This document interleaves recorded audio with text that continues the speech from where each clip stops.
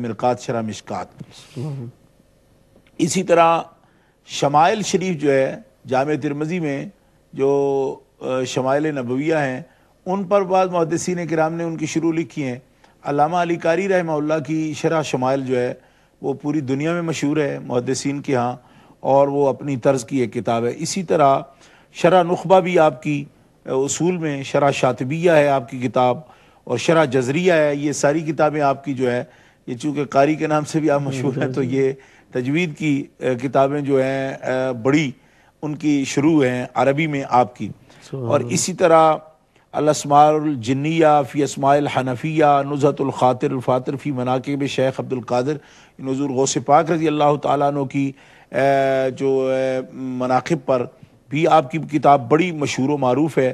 اور آپ کی جو وفات ہے یہ 1014 میں، یعنی 1014 میں آپ کی وفات ہوئی ہے. آپ نے موطا امام محمد کی شرح بھی لکھی ہے، اور سند الانام شرح مسند الامام یہ بھی آپ کی کتاب ہے. تزیین العبارہ لتحسین الاشارہ، تو اشارہ صوابہ کے اوپر آپ کی 2 کتابیں ہیں. تشہد کے اندر اشارہ کرنا جو ہے نا، یہ کیا اس کا حکم ہے، مسنون ہے یا نہیں. اور اسی طرح 40 حدیث فی النکاح ہے آپ کی، اور ایک 40 حدیث فی فضائل القرآن ہے. اور اسی طرح ترکیب لا الہ الا اللہ میں آپ کی ایک مستقل کتاب ہے. اور قرأت بسم اللہ کی قرأت کے بارے میں فرائد القلائد ہے فی تخریج احادیث العقائد ہے، والمصنوع فی معرفت الموضوع آپ کی کتاب ہے، یعنی کہ احادیث کے مقام اور درجات اور طبقات میں. اسی طرح کشف الخضر ہے عن امر الخضر، یعنی حضرت خضر علیہ السلام کے بارے میں آپ کی مستقل کتاب ہے. اس طرح ضوء المعالی ہے، شرح بد العمالی بھی آپ نے لکھی ہے. معدن العدنی فی فضائل اویس قرنی مستقل آپ کی کتاب ہے. اور رسالہ فی حکم سباب الشیخین وغیرہ ما من الصحابہ، یعنی شیخین کریمین کے بارے میں اگر کوئی برا بولتا ہے تو اس کے بارے میں مستقل رسالہ ہے آپ کا. شرح فقہ الاکبر آپ کی مشہور کتاب ہے. اس طرح شرح نقایہ بھی جو متن ہے فقہ کا اس کی شرح بھی آپ نے لکھی ہے. الاہتداء فی الاقتداء، یہ کتابیں آپ کی مشہور و معروف ہیں. حتیٰ کہ محدثین کرام نے جو بڑے نامور محققین ہیں انہوں نے یہ کہا کہ اگر امام کی چھوٹی چھوٹی کتابیں جو ہیں ان کا ذکر کیا جائے تو یہ لا تعد ولا تحصیٰ ہیں، کہ ان کا شمار بھی ممکن نہیں ہے. اتنے کثیر ان کی تصنیفات ہیں اور تحقیقات ہیں، اور ان کی تحقیقات کو ہمیشہ ایک مرجع اور مراجع کی حیثیت حاصل ہے ان کی تحقیقات کو.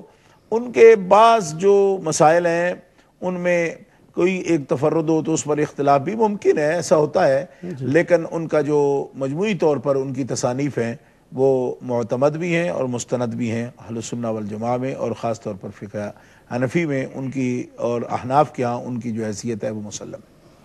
جزاکم اللہ احسن الجزا. ہمارے ساتھ محترم نعیم صاحب ہیں لندن سے. السلام علیکم محترم نعیم صاحب. وعلیکم السلام سر، کیا حال ہے؟ ٹھیک ہے آپ کا؟ جی الحمدللہ.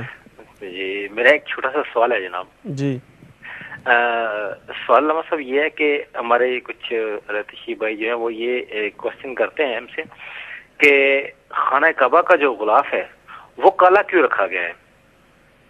ابھی ہم نے تو انہیں بڑی اس کا جواب دینے کی کوشش کی ہے کہ آپ وسلم کی زلفیں بھی کالے، قرآن پاک کے حروف بھی کالے، تو لیکن وہ بار بار یہی کوشچن ہمارا کرتے ہیں ہم سے کہ خانہ کعبہ کا جو نا غلاف ہے وہ کیوں کالا ہے، اس کا ہمیں جواب دو.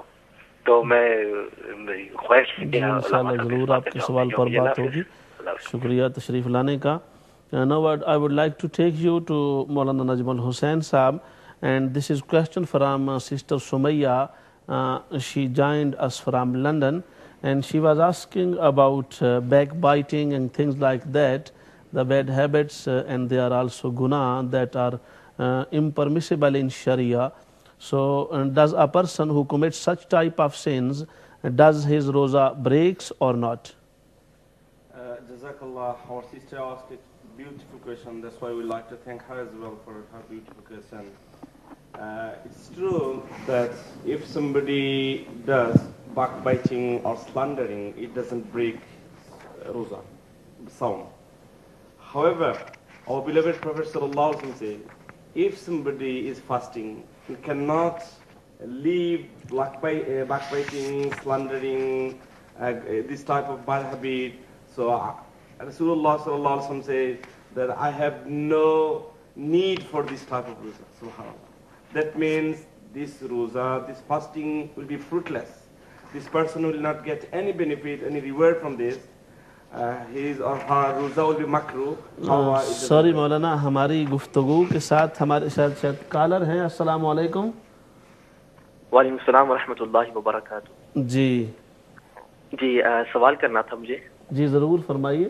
جی میرا سوال اصل میں نے ایک اہل حدیث ہیں, وہ انہوں نے مجھ سے یہ سوال پوچھا تھا کہ یہ جو حلالہ کے متعلق جو امام ابو حنیفہ رحمۃ اللہ تعالی علیہ کی رائے ہے اور جو حنفیوں کی رائے ہے اس کے متعلق, وہ کہتے ہیں کہ ظاہر ہے وہ غیر مقلد ہیں, تو وہ کہتے ہیں کہ یہ قرآن و سنت کے خلاف, مطلب یہ جو حلالے کا مسئلہ ہے نا, جو حنفیوں کے نزدیک ہے یہ قرآن و سنت کے مطابق نہیں ہے اور غیر شرعی ہے.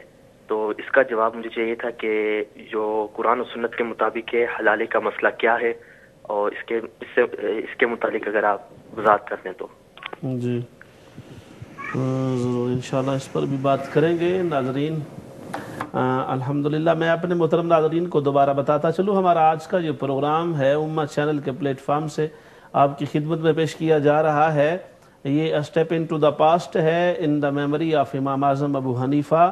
امام اعظم رحمۃ اللہ تعالی علیہ کی بارگاہ میں ہدیہ عقیدت پیش کرنے, آپ کی خدمات عظیمہ کو پیش کرنے, ان کا ذکر کرنے اور ان کے ذریعے اس بات کا اندازہ لگانا کہ آپ کو اللہ تبارک و تعالیٰ نے کتنا بڑا علمی مرتبہ اور قوت اجتہاد اور قوت مستدلہ و مستخرجہ عطا فرمائی, اور آپ پر اللہ تبارک و تعالیٰ نے کتنا بڑا کرم کیا کہ آپ نے حدیث مبارکہ اور قرآن مجید فرقان حمید سے احکام کو, معارف کو, اسرار کو, رموز کو اس انداز سے ان کا استخراج فرمایا, استدلال فرمایا اور اس سے مسائل مستنبط فرمائے کہ آج تک امت مسلمہ اور یقیناً الحمدللہ تا قیام قیامت آپ کے اس علمی ورثہ اور اس علمی کام سے فیضیاب ہوتی رہے گی اور سیراب ہوتی رہے گی.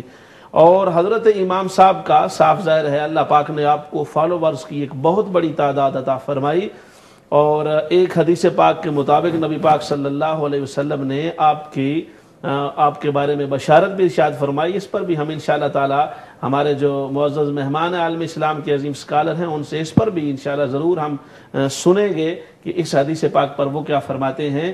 اور آپ کا بہت بڑا پایا ہے, آپ کے والد گرامی کی, آپ حضرت علی رضی اللہ تعالی عنہ نے آپ کے ساتھ جو گفتگو فرمائی, اس پر ساری باتیں انشاءاللہ ہوں گی.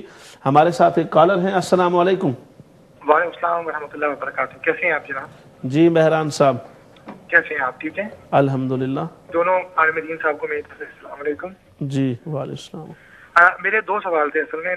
پہلا سوال یہ تھا کہ میں نے ایک جگہ امام ابو حنیفہ کی زندگی کے بارے میں کتاب پڑھا تھا. جی میں لکھا تھا کہ انہوں نے کچھ احادیث کا مجموعہ بھی اکٹھا کیا تھا لیکن وہ کبھی کتابی شکل میں نہیں آ سکا.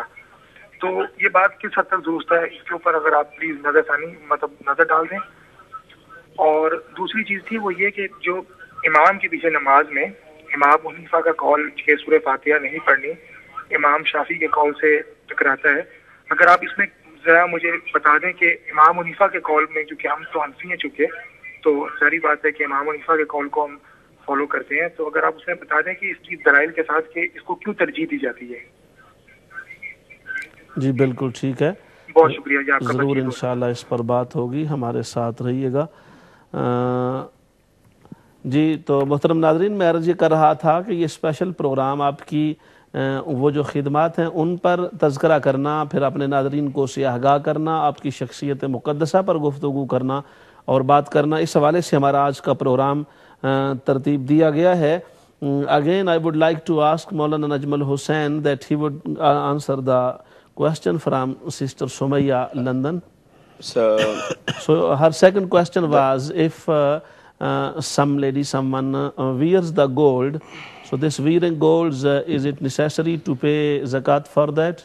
Of course, if is weight of about 85 grams gold value, then of course they have to pay zakat. Like in our Indian countries, we say bori.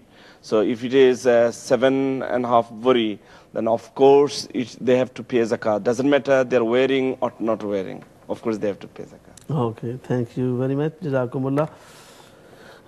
حضرت اگلا ہمارا جی محترم المقام مولانا حفیظ الرحمان صاحب لیسٹر سے. السلام علیکم جناب صاحب زادہ صاحب. وعلیکم السلام ورحمۃ اللہ وبرکاتہ. اور آپ جناب علامہ صابری صاحب، آپ کو اور آپ کے پینل کو میری طرف سے السلام علیکم، خصوصاً شاہ صاحب کی خدمت میں بھی وعلیکم السلام ورحمۃ اللہ. میں یہ سوال یہ عرض کرنا ہے کہ جس طرح کے ایک طبقہ پیدا ہوا جو فقہاء کرام سے بغاوت کے حوالے سے انہوں نے ایک انداز اختیار کیا، لیکن یہ شاہ صاحب سے پوچھنا ہے کہ یہ چاروں جو ائمہ کرام ہیں، حضرت امام مالک، حضرت امام شافعی، حضرت امام احمد بن حنبل اور حضرت امام اعظم ابو حنیفہ، جی ان کی جو تحقیق ہے، کیا ان میں سے کسی نے بھی ایک کے خلاف کوئی ایسا فتویٰ دیا ہے جس میں کوئی چپ کلش ہو یا کوئی ایسی کلیشز ہوں یا کوئی جس میں کوئی نفرت کی باتیں؟ سر آج کل لوگ ان بزرگوں کے نام لے کر بہت سارے انداز اختیار کر جاتے ہیں، تو کیا کوئی اس طرح کا کوئی انداز ہے؟ اور دوسری بات یہ کہ حضور قبلہ حضور امام اعظم رحمۃ اللہ تعالی علیہ نے یہ ارشاد فرمایا ہے کہ اگر قرآن حدیث کے مقابلے میں اگر آپ سمجھتے میں کوئی بات کہتا ہوں وہ جو قرآن اور حدیث سے ٹکراتی ہو تو میری بات کو ایک طرف چھوڑ دیں اور قرآن اور حدیث کی بات کو فالو اپ کریں. جی تو یقیناً میں بھی یہ سمجھتا ہوں اور علماء بھی یہ سمجھتے ہیں کہ امام اعظم رحمۃ اللہ تعالی علیہ کو اپنی تحقیق پر اتنا اعتماد تھا کہ کوئی ایسی بات ہے ہی نہیں کہ جو احادیث اور قرآن کے خلاف ہو.